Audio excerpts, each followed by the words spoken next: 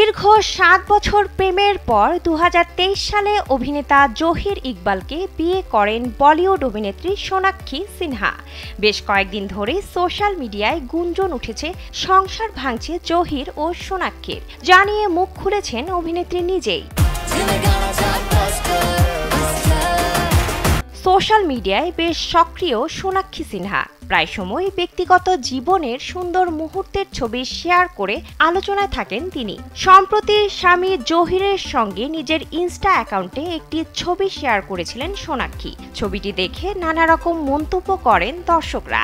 এরই মধ্যে একজন মন্তব্য করেন, খুব শীঘ্রই তো আপনাদের ডিভোর্স হতে চলেছে। এই মন্তব্য দেখে চটে যান অভিনেত্রী। স্যান্ডেলিনা সো, রূপচর্চায় আভিজাত্য।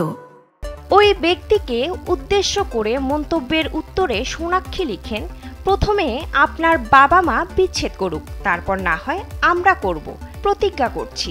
অভিনেত্রীর এই জবাব অনেকের নজরে পড়েছে, যা সোশ্যাল মিডিয়ায় তৈরি করেছে নানান রকম আলোচনা সমালোচনা। অনেকে সোনাক্ষীর মন্তব্যের সঙ্গে সহমত জানিয়ে লিখেছেন যোগ্য জবাব। ২০১৭ সালে প্রেমের সম্পর্কে জড়ান জহির ও সোনাক্ষী।